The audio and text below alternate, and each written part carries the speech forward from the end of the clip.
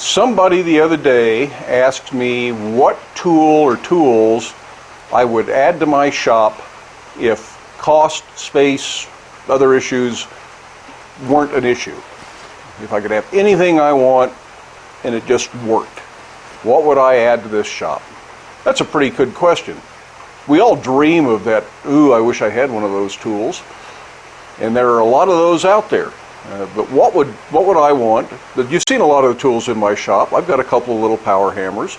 I've got a fly press and a hydraulic press, a gas forge, a coal forge, little bandsaw, big bandsaw, shears, vices, swedge blocks, anvils.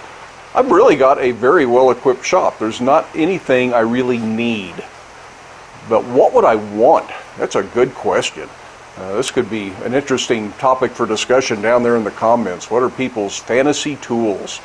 The one thing that you really wish you could have. And I'm talking probably both unrealistic fantasy tools, which I'm going to mention here in a minute, and realistic fantasy tools, which I'll also mention. Because if you're a new blacksmith and you're just getting into it, your fantasy tools might be a decent forge, hammer, and anvil. Whereas if you've been at it for a while, that may not be it. But those are realistic. Those are dreams that you can work towards and dreams that you can achieve. So just because it's a dream today, or a fantasy today, however you want to look at it, it's not necessarily fiction, it's just hadn't happened yet. So don't give up on your dreams when it comes to owning cool tools. It can happen. But for me, what would I want? Well, I think perhaps number one on my list, and it has been for a long time, would be a bridge crane. And for those of you who don't know what a bridge crane is, a bridge crane has a long I-beam that runs down each side of the shop and a short I-beam that runs in between those on a track. And it can move up and down the length of the shop. And then there's a hoist on that that can move side to side. So with a bridge crane, you can pick up something on one corner of the shop and take it all the way to the other corner. And if you've designed your bridge crane so there's a way for it to exit the shop, which lets in a lot of cold and birds and animals and snow and stuff like that, but a lot of big warehouses have them that go all the way out into a loading area. You can unload materials off of a truck or load finished projects into a truck, and they are really handy, real back savers. Unfortunately, in my shop, I've got 2 chimneys and 2 posts and 2 different ceiling heights, and my ceiling really isn't high enough anyways because my power hammer almost hits the ceiling when it's running. So it's not realistic. I'd have to build a whole new shop. It would have to have probably at least 12-foot high walls in it, and I'm just not going to do that. I kind of like my little shop. I'm going to keep working on it, keep improving it. But a bridge crane, nah, I don't think I'll ever own a bridge crane. So that's real fantasy. That's one that it'd be cool to have, but I'm probably never going to add one. The other one that I would really like to have would be a great big self-contained air hammer. And I'm talking 250 to 500 pound, one of the old Nazels, restored, perfect as new condition. They are spectacular hammers. They are controllable. They will do incredible amounts of work. They are huge and they require big power. 500 pound Nazel probably has to have 440 volt 3-phase power.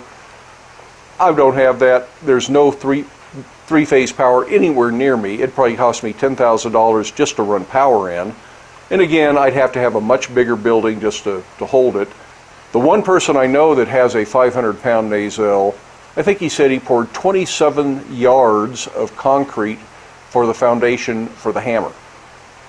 That's like 3 or 4 mixers full, depending on how big a mixer you have. The ready mix transit mixers that drive down the road. That's 3 or 4 truckloads of concrete just for the foundation for the hammer. They are big machines. And there is no way, it would take up my entire shop. I would have no room to work, but I'd have a hammer. So again, that's a fantasy tool. That's just a dream. I have to go to Will's shop if I want to see one. There are other hammers that big around. But then again, I also don't do work that requires a hammer that big. I'd have to completely change what I was doing to justify owning a hammer like that, not to mention winning the lottery to be able to buy one. But what would I like to have in my shop that maybe isn't completely unrealistic? Maybe if I work a little extra hard, maybe if I save a little extra money, maybe if I get a good deal somewhere, what might I like to have? Well, instead of the bridge crane, I wouldn't mind having a jib crane.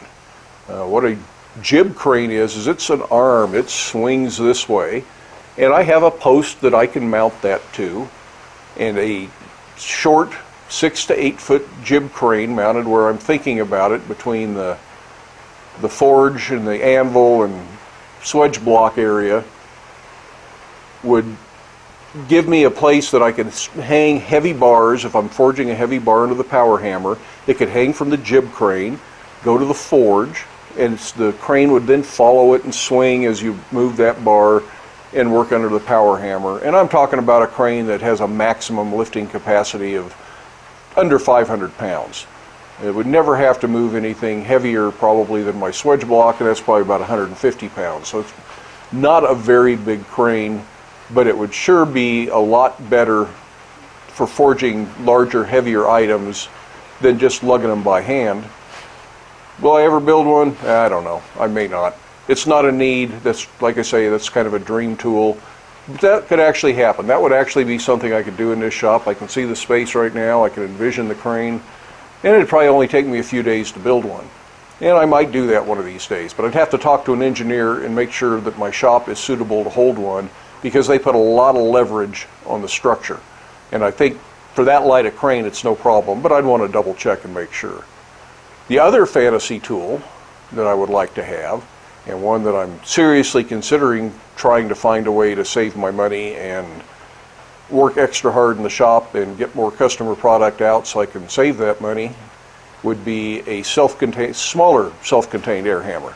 Something in the 110 pound range. And there's a couple of those out there. There's an Yang 88 that's about that size, and there's a SAMAC 110, which is actually an 88 pound ram. It's a 110 pound hitting force, or 50 kilos.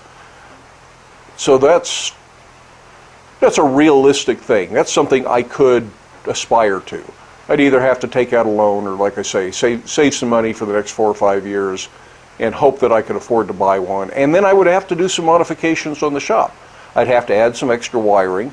I would have to pour a little bit bigger foundation. Nothing at all like for a big nacelle though. And I would have to push out one wall because it's a deeper hammer than the bull hammer is. But the self-contained air hammers like the SAMAC are really precise hammers. Phenomenal control, a lot of bang for the weight.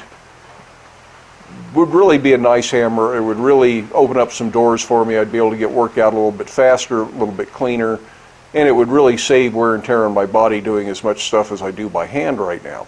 And it'd make for good videos if you wanted to watch power hammer forging. Will I ever get one? Yeah, it's probably not very likely, but somebody asked, so I'm just filling you in. So if you're thinking right now, what would I really like? What's your both unrealistic, I can't imagine I will ever obtain this dream tool, and what's your, this is doable. This is not just a dream, it's a short-term goal tool. This is one that I think I can actually manage to achieve if I really want it. Put that down in the comments. I think this could be a good topic of discussion. And read other people's comments, see what they have. We can have some fun with this. Just a thought. Anyways, get out to your shop, make something, but do stay safe, and do wear your safety glasses. We'll see you for the next one.